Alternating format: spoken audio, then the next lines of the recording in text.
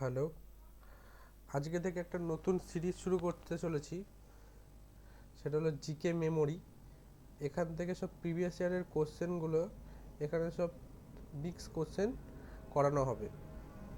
তা প্রথম কোশ্চেন বলেছে নাসিক শহরটি যে নদীর তীরে অবস্থিত তা হলো, অপশান দিয়েছে গোদাবরী, তাপ্তি, নর্মদা ও কাবেরী। তাই প্রথম উত্তরের অ্যান্সারটা কি হবে? নাসিক শহরটি যে নদীর তীরে অবস্থিত তা হলো, এরকম আমাদের অনেক কোশ্চেন আসে কোন কোন শহর কোন কোন নদীর তীরে অবস্থিত। এগুলো খুবই গুরুত্বপূর্ণ আমাদের পরীক্ষার জন্য হয়ে ওঠে, চাকরি পরীক্ষার জন্য কোন কোন শহর কোন কোন নদীর তীরে গড়ে ওঠে। এই নাসিক শহরটি যেই নদীর তীরে অবস্থিত সেটা হলো গোদাবরী। নাসিক শহরটি অবস্থিত গোদাবরী। কিন্তু আরও কিছু গুরুত্বপূর্ণ শহর আছে যেগুলো পরীক্ষাতে দীর্ঘদিন ধরে বহুবার এসেছে, সেগুলো আমি তোমাদেরকে লিখিয়ে দিচ্ছি, একবার নোট করে নেবে। যেমন হলো তি রু চা, তিরুচা, তি, এক মিনিট, এক মিনিট,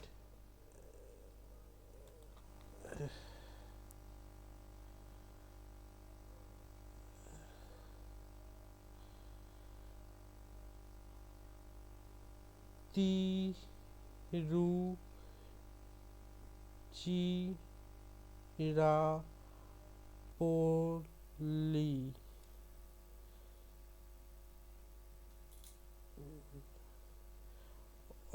একটা একটা হলো অযোধ্যা, অযোধ্যা, আর একটা হলো আগ্রা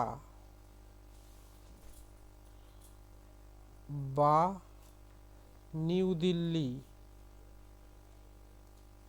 নিউ দিল্লি,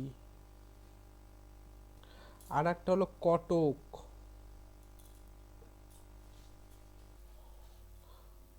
কানপুর,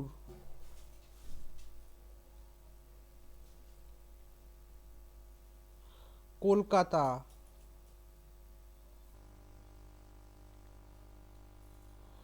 তেজপুর অথবা গুয়াহাটি।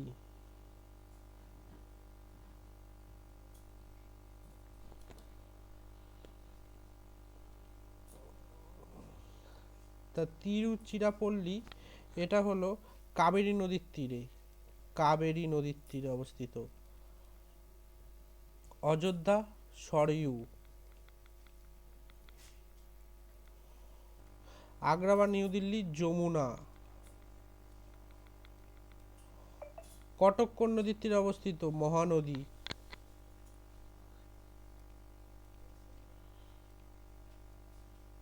কানপুর গঙ্গা, আর কলকাতা কোন নদীর তীরে অবস্থিত? এটা তো সবারই জানা কথা, হুগলি নদীর তীরে।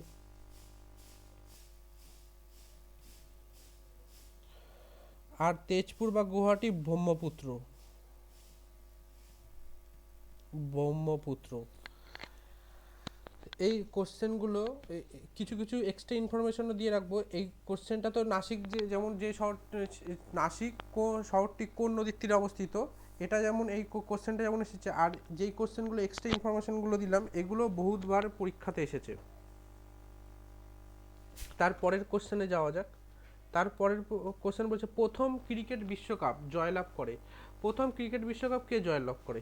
এটা খুবই একটা, যারা খেলা ফেলার সঙ্গে দেখে তারা খুবই এক দেখাতে উত্তর করে দেবে। প্রথম ক্রিকেট বিশ্বকাপ করে জয়লাভ করে ওয়েস্ট ইন্ডিজ। আর প্রথম বিশ্বকাপ হয়েছিল কবে? প্রথম বিশ্বকাপ হয়েছিল 1975 সালে, 1975 সালে, 1975 সালে প্রথম ক্রিকেট বিশ্বকাপ হয়। আর হোস্ট কান্ট্রি কারা ছিল? হোস্ট কান্ট্রি ছিল ইংল্যান্ড, হোস্ট কান্ট্রি ছিল ইংল্যান্ড, ইংল্যান্ড। আর জয়ী হয়েছিল ওয়েস্ট ইন্ডিজ। তাহলে পরের কোশ্চেনে যাওয়া যাক। এখানে হচ্ছে ভারতীয় সংবিধানে মৌলিক অধিকার থেকে সম্পত্তির অধিকার বাদ দেওয়া হয় কত সালে? তা আগে সম্পত্তির অধিকারটা আগে মৌলিক অধিকার হিসাবে ধরা হতো, এখন সেটা মৌলিক অধিকার আর নেই, সেটাকে বাদ দেওয়া হয়েছে, সংবিধান থেকে মৌলিক অধিকার থেকে বাদ দেওয়া হয়েছে। তাই এই কোশ্চেনটাকে জানতে হলে আগে জানতে হবে মৌলিক সংবিধান। আগে আমাদের ছিল যখন সংবিধান যখন তৈরি হয়েছিল আমাদের সংবিধান, তখন ছিল 395টি ধারা, 8টা তপশিল আর 22টা অংশ। এখন এখন যেটা বর্তমানে 448টা ধারা, 25টা 12টা তপশিল আর 25টা অংশ রয়েছে। সম্পত্তির অধিকারের ধারাটা ছিল আগে ধারাটা ছিল 31 নম্বর ধারা, এখন সেটা পাল্টে হয়েছে 300 নম্বর ধারা। 300 নম্বর ধারা, এই 300 নম্বর ধারা আগে 300 নম্বর ধারা, এগুলোকে সবাই যদি একটু নোট করে নাও তাহলে ভালো হয়। ফান্ডামেন্টাল রাইটস, মৌলিক অধিকারকে ফান্ডামেন্টাল রাইটস যেটা আছে পার্ট 3তে আর্টিকেল 12 থেকে 35 নম্বর ধারা। Fundamental rights fundamental rights fundamental rights fundamental fundamental rights fundamental rights যেটা আছে পার্ট 3তে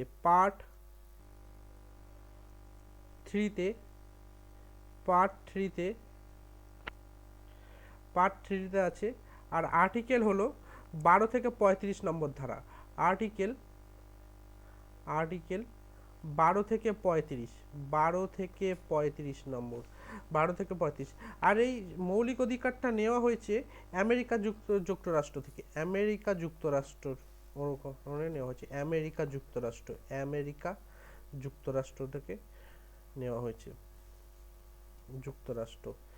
আমেরিকা যুক্তরাষ্ট্র। আর মূল সংবিধানে ছিল 7টা মৌলিক অধিকার। মূল সংবিধানে কটা মৌলিক অধিকার ছিল? 7টা। মূল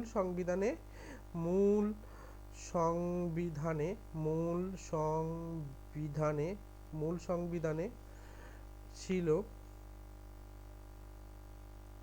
7টি মৌলিক অধিকার। 7টি মৌলিক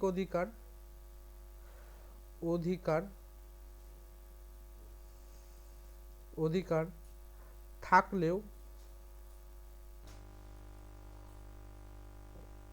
1978 সালে 44তম সংবিধান সংশোধনীর দ্বারা সম্পত্তির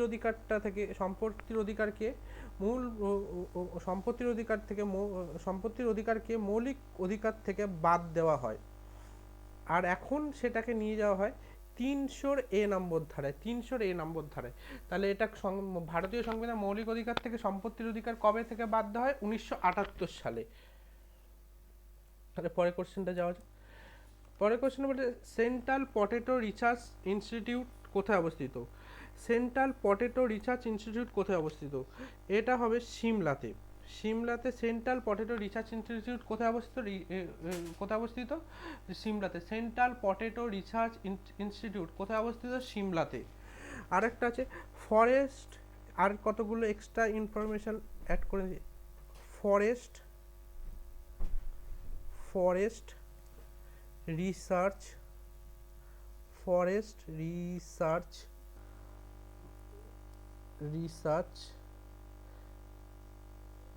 ইনস্টিটিউট কোথায় অবস্থিত? দেরাদুনে।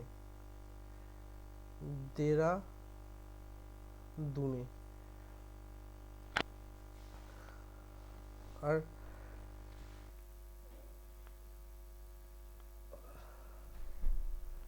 ডেয়ারি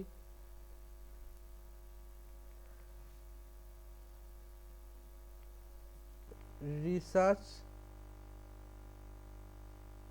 ইনস্টিটিউট আছে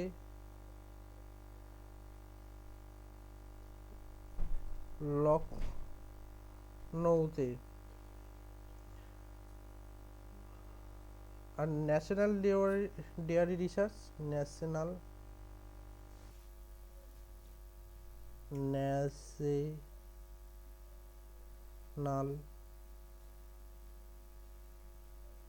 ডেয়ারি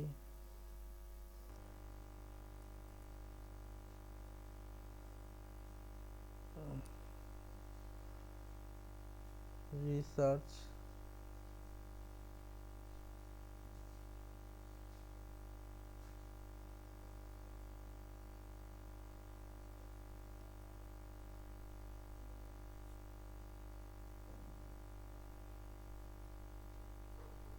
হরিয়ানা। আর রাইস, রাইস হলো কটকে। তাহলে পরেরটাতে যাওয়া যাক। এখানে বলেছে নিম্নের কোনটি একটি ইনপুট ডিভাইস, নিম্নের কোনটি একটি ইনপুট ডিভাইস? হেডফোনটা ইনপুট ডিভাইস না output device? Projector output device, printer, এটা হবে প্রিন্টার, প্রিন্টার একটু লেখাটা মিস্টেক আছে, printer output device. Input device হলো ওয়েবক্যাম, ওয়েবক্যাম হলো ইনপুট ডিভাইস। হাইকোর্টের প্রধান বিচারপতি, হাইকোর্টের পরের কোশ্চেন বলেছে হাইকোর্টের প্রধান বিচারপতি নিযুক্ত হন, হাইকোর্টের প্রধান বিচারপতি নিযুক্ত হন রাষ্ট্রপতির দ্বারা। হাইকোর্টটা সম্বন্ধে আমাদের সংবিধানে হাইকোর্টের কথা বলা আছে পার্ট, হাইকোর্টের কথা বলা আছে আমাদের সংবিধানে, হাইকোর্টের কথা বলা আছে পার্ট 6-এর, পার্ট 6-এ, পার্ট 6-এ 214 থেকে 231 নম্বর ধারার মধ্যে, 214 থেকে 231 নম্বর ধারায় আমাদের হাইকোর্টের কথা বলা আছে। আর নিযুক্ত হবেন প্রেসিডেন্টের, নিযুক্ত হন প্রেসিডেন্টের সুপারিশে। আর মেয়াদ থাকে 62 বছর, মেয়াদ কত বছর থাকে? মেয়াদ থাকে 62 বছর। নিযুক্ত হবেন প্রেসিডেন্ট, নিযুক্ত হবেন প্রেসিডেন্ট,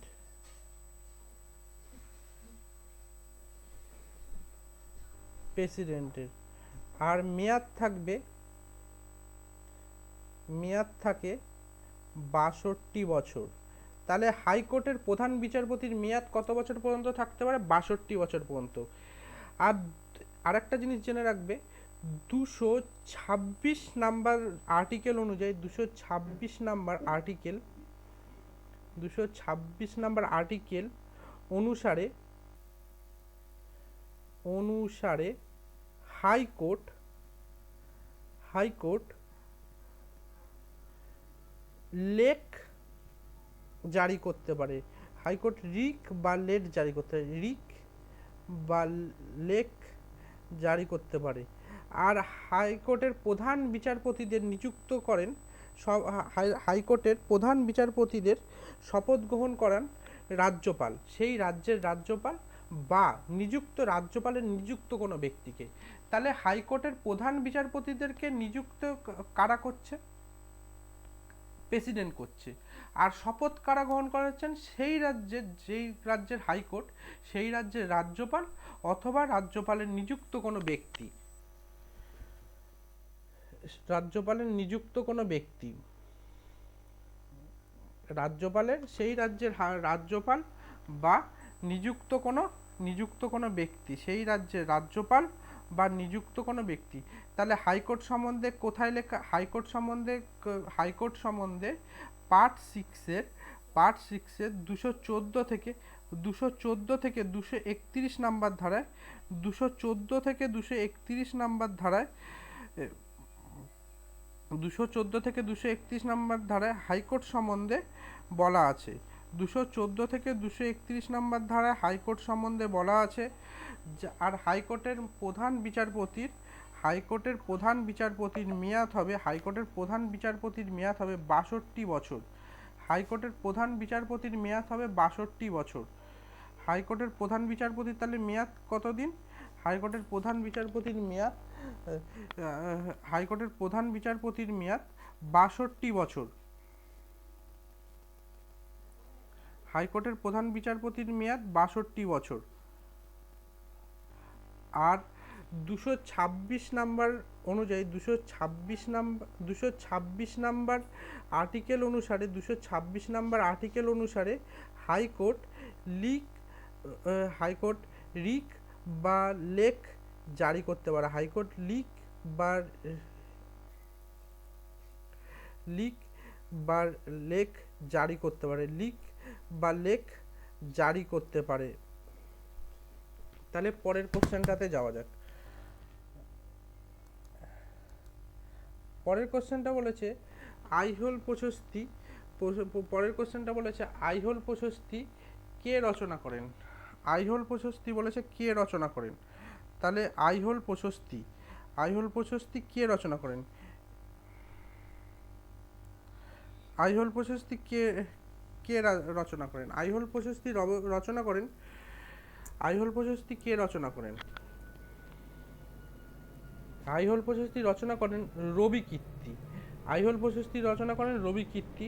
রবি কীর্তি বাদামি চালুক্য রাজবংশের রাজা দ্বিতীয় পুলকেশী, রাজা দ্বিতীয় পুলকেশী, রাজা দ্বিতীয় পুলকেশী, দ্বিতীয় এটাকে ছিল বাদামি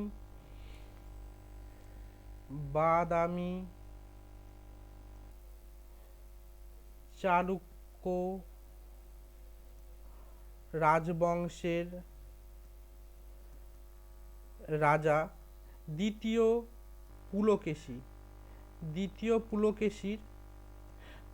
পুলকেশীর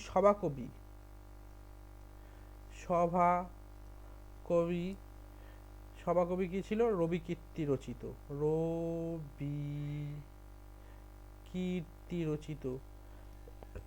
রচিত আইহোল প্রশস্তি রচনা করেন। তাহলে তারপরে কোশ্চেন, পশ্চিমবঙ্গের বলেছে পশ্চিমবঙ্গের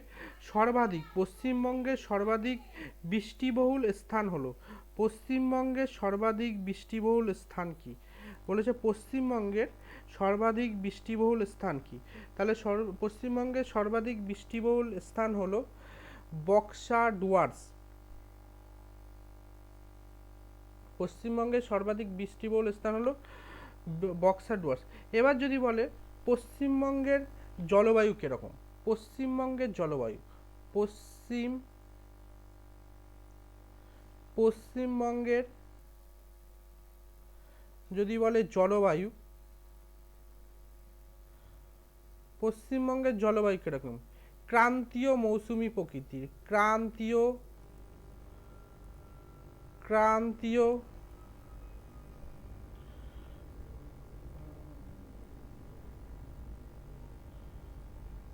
মৌসুমী প্রকৃতির।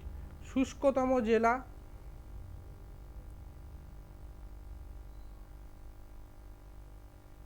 শুষ্কতম জেলা, পশ্চিমবঙ্গের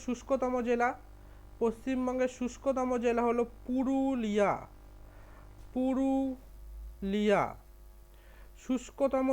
শুষ্কতম স্থান, পশ্চিমবঙ্গের শুষ্কতম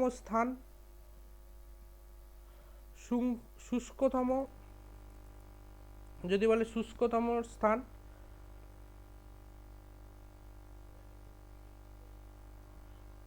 তাহলে বীরভূমের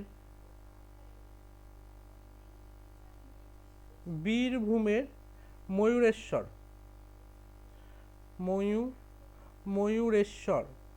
বীরভূমের ময়ূরেশ্বর। আর বলেছে যদি পশ্চিমবঙ্গের উষ্ণতম স্থান, পশ্চিমবঙ্গের উষ্ণতম স্থান বলে পশ্চিমবঙ্গের উষ্ণতম স্থান, তাহলে হবে আসানসোল।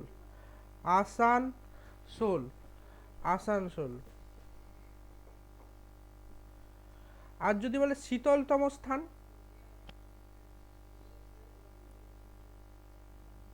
তাহলে তো এটা সবাই জানো, সান্দাকফু।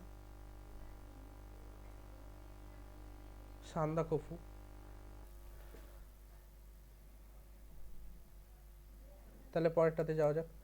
পরেরটা বলেছে ছোটনাগপুর মালভূমি এই শিলায় গঠিত। ছোটনাগপুর মালভূমি কিরকম শিলা দ্বারা গঠিত?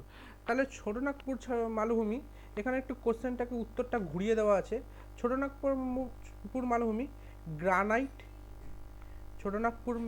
গ্রানাইট, আর নিস শিলা দ্বারা গঠিত। তাহলে গ্রানাইট আগ্নেয় শিলা আর নিস রূপান্তরিত শিলা। তাহলে এখান থেকে উত্তরটা এখানে পাচ্ছি। আর মনে রাখবে ছোটনাগপুর মালভূমির উচ্চতম পাহাড় হলো পরেশনাথ পাহাড়। ছোটনাগপুর মালভূমির উচ্চতম পাহাড় হলো পরেশনাথ পাহাড়। আর এই কোশ্চেনটা থেকে আরেকটা কোশ্চেন মনে রাখবে, Deccan trap. Deccan trap Deccan trap Deccan trap হলো ব্যাসল্ট শিলা দ্বারা গঠিত। ব্যাসল্ট, ডেকান ট্রাপ হলো ব্যাসল্ট শিলা দ্বারা গঠিত। তাহলে পরের কোশ্চেনটা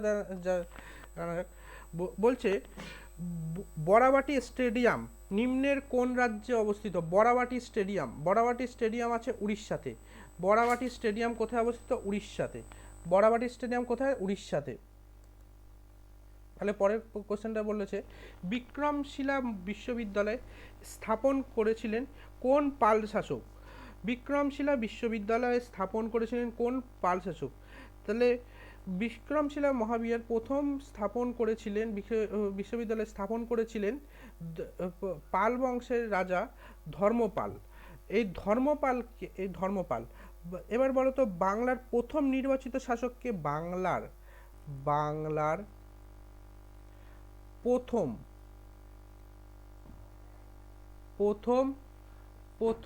নির্বাচিত শাসক, বাংলার প্রথম নির্বাচিত শাসক, বাংলার প্রথম নির্বাচিত শাসক হলো, বাংলার প্রথম নির্বাচিত শাসককে, বাংলার প্রথম নির্বাচিত শাসক হলো গোপাল। পাল বংশ, বাংলার প্রথম নির্বাচিত শাসক গোপাল। আর ধর্মপাল, এই ধর্মপালের একটা উপাধি ছিল, ধর্মপালের একটা উপাধি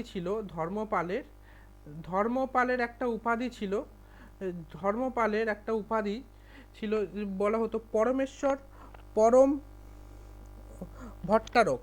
ধর্মপাল, তাহলে ধর্মপালের উপাধি কি ছিল? উপাধি ছিল পরমেশ্বর পরম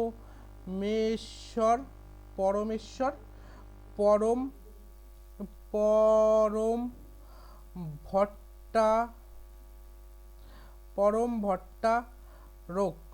এটা হলো উপাধি, ধর্মপালের উপাধি ছিল।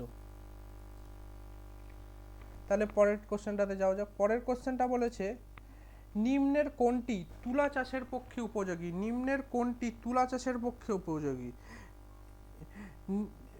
নিম্নের কোনটি তুলা চাষের জন্য উপযোগী? নিম্নের কোনটি তুলা চাষের জন্য উপযোগী? দক্ষিণাত্যের লাভাগঠিত অঞ্চল, দক্ষিণাত্যের লাভাগঠিত অঞ্চল, এই লেখাটা একটুখানি হয়তো ভুল করে চলেছে। দক্ষিণাত্যের লাভাগঠিত অঞ্চল তুলা চাষের জন্য উপযোগী। কৃষ্ণ মৃত্তিকা বা ব্ল্যাক সয়েল, এখান থেকে একটু জেনে নেবে, কৃষ্ণ মৃত্তিকাকে বলে ব্ল্যাক সয়েল। কৃষ্ণ মৃত্তিকার ইংলিশে ব্ল্যাক সয়েল, কৃষ্ণ মৃত্তিকা বা ব্ল্যাক সয়েল।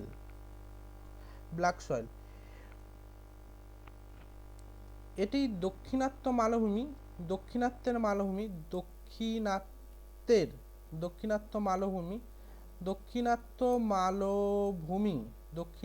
মালভূমি অথবা Maharashtra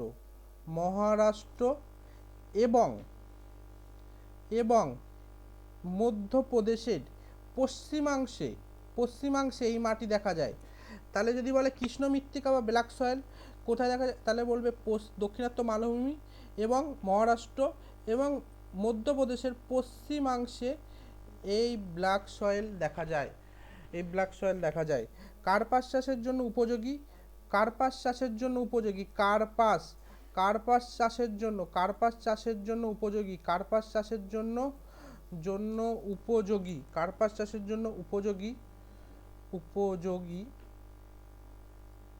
black cotton soil, black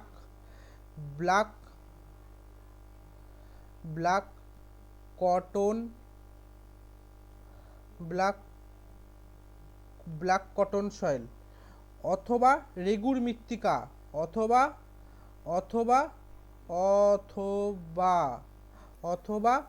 regur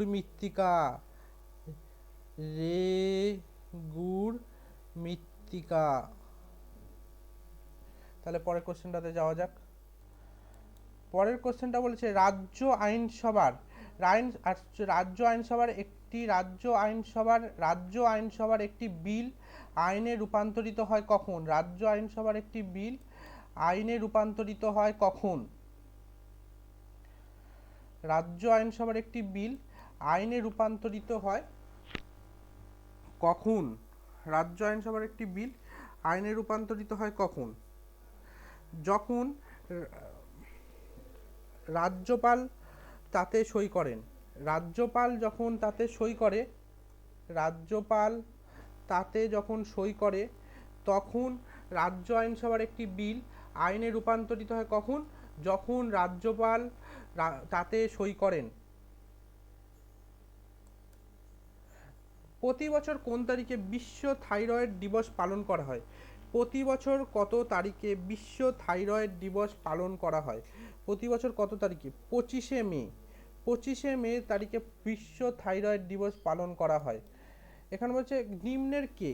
নিম্নের কে গীত গোবিন্দর রচয়িতা? নিম্নের কে গীত গোবিন্দর রচয়িতা? নিম্নের কে গীত গোবিন্দর রচয়িতা? এখানের কোশ্চেনটা বলেছে নিম্নের কে গীত গোবিন্দর রচয়িতা? গীত গোবিন্দর রচয়িতা হলো জয়দেব। গীত গোবিন্দর রচয়িতাকে জয়দেব। এখান থেকে আরও কিছু নোট, আরও কিছু কোশ্চেন আমাদের পরীক্ষার জন্য গুরুত্বপূর্ণ, যেমন অর্থশাস্ত্র,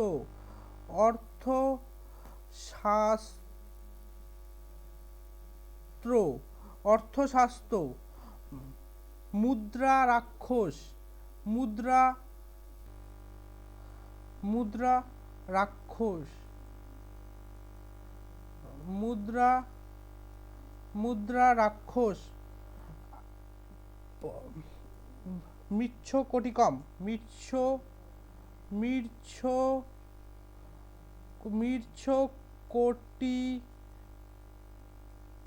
মৃচ্ছকটিকম,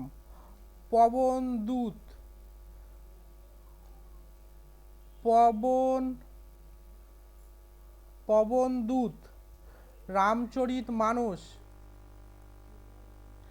রামচরিত মানস,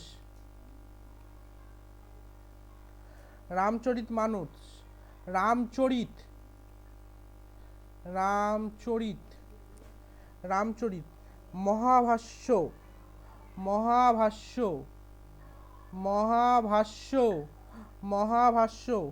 কাদম্বরী, কাদম্বরী। তাহলে অর্থশাস্ত্র কার লেখা? অর্থশাস্ত্র লেখা হলো কৌটিল্য। অর্থশাস্ত্র কার লেখা? অর্থশাস্ত্র হলো কৌটিল্য। মুদ্রা রাক্ষস কার লেখা? বিশাখা দত্ত। মুদ্রা রাক্ষস কার লেখা? বিশাখা দত্ত। মৃচ্ছকটিকম কার লেখা? শূদ্রক। কার লেখা? শূদ্রক। পবনদূত কার লেখা? ধৈ। ধৈর লেখা। রামচরিত মানস তুলসীদাস।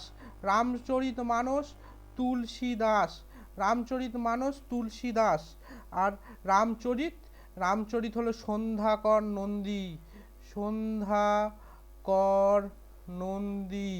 রামচরিত মানস সন্ধ্যাকর নন্দী। মহাভাষ্য পতঞ্জলির লেখা। মহাভাষ্য কার লেখা?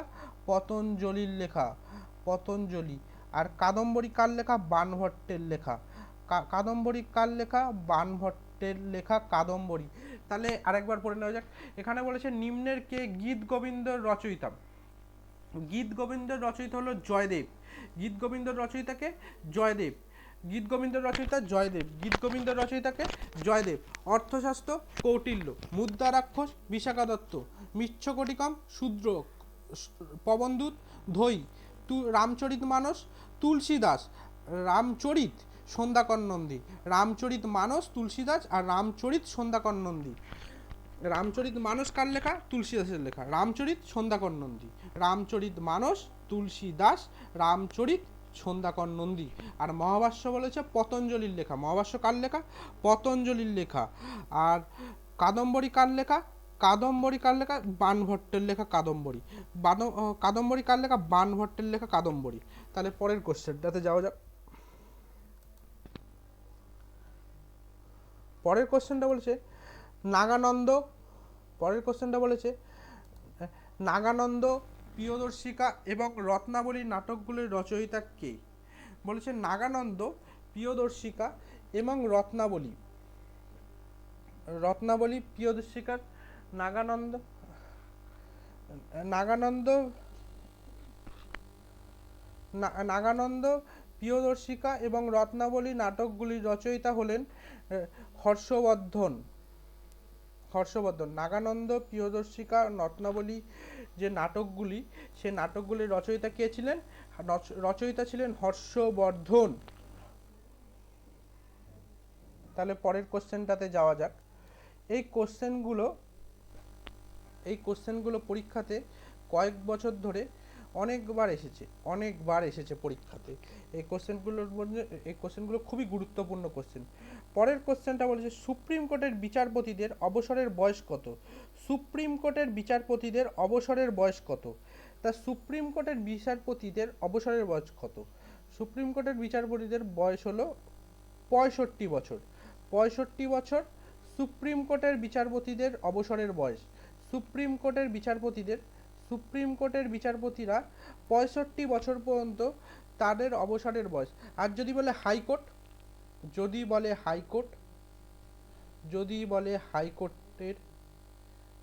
হাইকোর্টের বিচারপতিদের অবসরের বয়স কত? তাহলে বলবে 62 ইয়ার্স। 62 বছর। 62 বছর সুপ্রিম কোর্টে, 65 বছর সুপ্রিম কোর্ট, 65 বছর সুপ্রিম কোর্ট, 65 বছর সুপ্রিম কোর্ট, আর 62 বছর হাইকোর্ট। হাইকোর্টের বিচারপতিদের অবসরের বয়স হলো, সুপ্রিম কোর্টের বিচারপতিদের বয়স 65 বছর আর 62 বছর হাইকোর্টের বিচারপতিদের অবসরের বয়স। তাহলে পরের কোশ্চেনটাতে যাওয়া যাক। বলেছে নানাঘাট শিলালিপিতে, পরের কোশ্চেনটা বলেছে নানাঘাট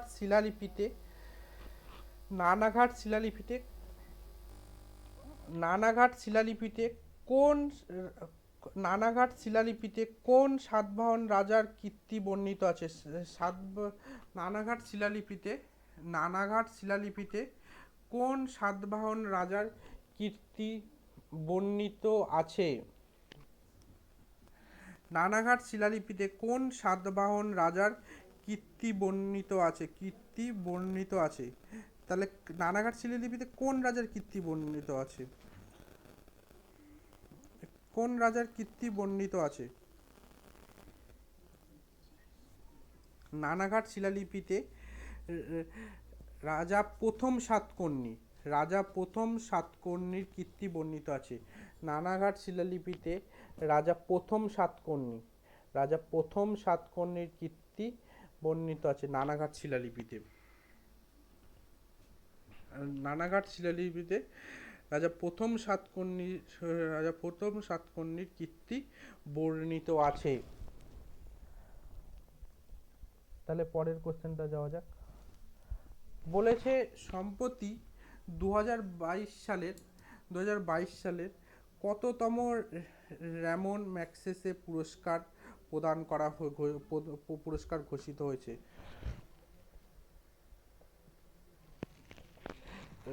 সম্প্রতি 2022 সালে 64তম র্যামন ম্যাগসেসে পুরস্কার ঘোষিত হয়েছে। আর এই র্যামন ম্যাগসেসে পুরস্কারকে বলা হয় এশিয়ান নোবেল। তাহলে এশিয়ান, যদি পরীক্ষাতে কোশ্চেন দেয় এশিয়ান নোবেল কাকে বলা হয়, যদি বলা হয় কোশ্চেনে এশিয়ান নোবেল কাকে বলা হয়, তাহলে উত্তর হবে র্যামন ম্যাগসেসকে পুরস্কারকে এশিয়ান নোবেল। তাহলে কাকে বলা হয়? র্যামন ম্যাগসেসে পুরস্কারকে কি বলা হয়? এশিয়ার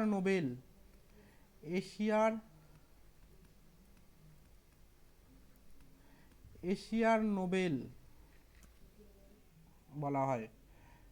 তাহলে পরের কোশ্চেনটা যাওয়া যাক। পরের কোশ্চেনটা বলেছে ট্রপোস্ফিয়ারের উচ্চতা ট্রোপোস্ফিয়ারের উচ্চতা সবচেয়ে বেশি কোন অঞ্চলে? ট্রোপোস্ফিয়ারের উচ্চতা সবচেয়ে বেশি কোন অঞ্চলে? ট্রোপোস্ফিয়ারের উচ্চতা সবচেয়ে বেশি হলো নিরক্ষীয় অঞ্চলে। যদি বলে ট্রোপোস্ফিয়ারের উচ্চতা সবচেয়ে বেশি কোন অঞ্চলে, তাহলে ট্রোপোস্ফিয়ারের উচ্চতা হবে সবচেয়ে বেশি নিরক্ষীয় অঞ্চলে। আর সবচেয়ে কম কোন অঞ্চলে? সবচেয়ে কম হলো মেরু অঞ্চলে। সবচেয়ে কম তাহলে যদি বলে পরীক্ষাতে বলে ট্রোপোস্ফিয়ারের উচ্চতা সবচেয়ে বেশি কোন অঞ্চলে, বলবে নিরক্ষীয় অঞ্চলে। আর সবচেয়ে কম কোন অঞ্চলে? মেরু অঞ্চলে।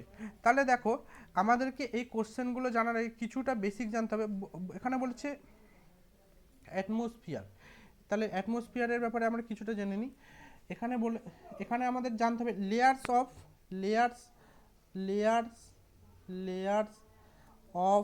Atmosphere, layers of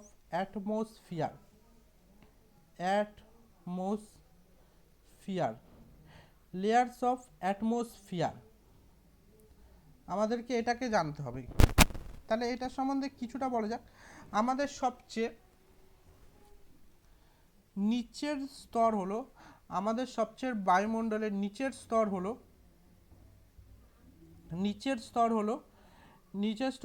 troposphere. নিচের স্তর হলো ট্রোপোস্ফিয়ার। নিচের স্তর কি? আমাদের সবচেয়ে নিচের স্তর হলো ট্রোপোস্ফিয়ার।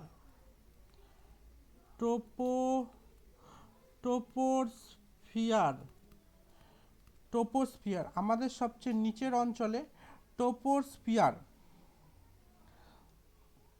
আমাদের সবচেয়ে নিচের স্তর কি? ট্রোপোস্ফিয়ার। আর এই ট্রোপোস্ফিয়ার এই অঞ্চলটাকে আমরা ক্ষুদ্রমণ্ডল বলি। আমরা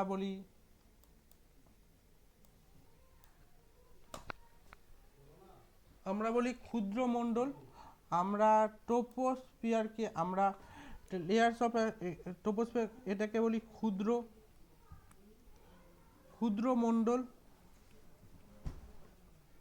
ক্ষুদ্রমণ্ডল বলি।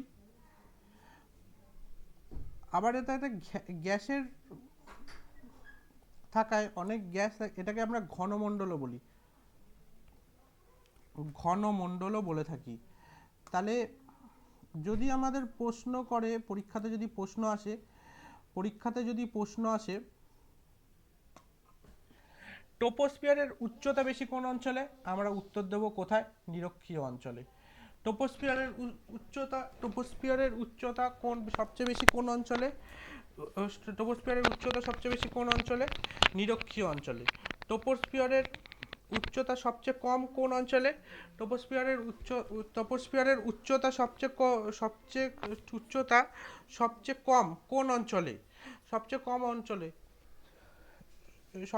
কোন অঞ্চলে? সবচেয়ে কম কোন অঞ্চলে? মেরু অঞ্চলে। সবচেয়ে কম মেরু অঞ্চলে। তাহলে যদি বলে ট্রোপোস্ফিয়ার সবচেয়ে আমাদের অ্যাটমসফিয়ারের সবচেয়ে নিচের কোন স্তর? ট্রোপোস্ফিয়ার। সবচেয়ে নিচের স্তরের নাম কি? ট্রোপোস্ফিয়ার। আমাদের অ্যাটমসফিয়ারের সবচেয়ে নিচের স্তর ট্রোপোস্ফিয়ার। আমাদের অ্যাটমসফিয়ারে সবচেয়ে নিচের স্তরের নাম কি? ট্রোপোস্ফিয়ার। আর যদি বলে কোশ্চেন আছে ক্ষুদ্রমণ্ডল কাকে বলে? ক্ষুদ্রমণ্ডল আমরা উত্তর দেব ট্রোপোস্ফিয়ার। ক্ষুদ্রমণ্ডল ট্রোপোস্ফিয়ার। এখান থেকে আরেকটা জিনিস আমাদের জানতে হবে, normal lapse rate of temperature. Normal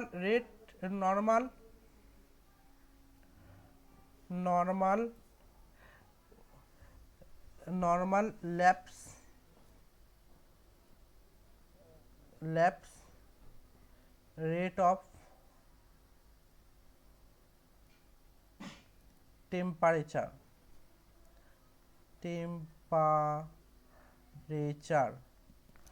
normal levels of temperature প্রতি 1000 মিটার বা 1 কিলোমিটার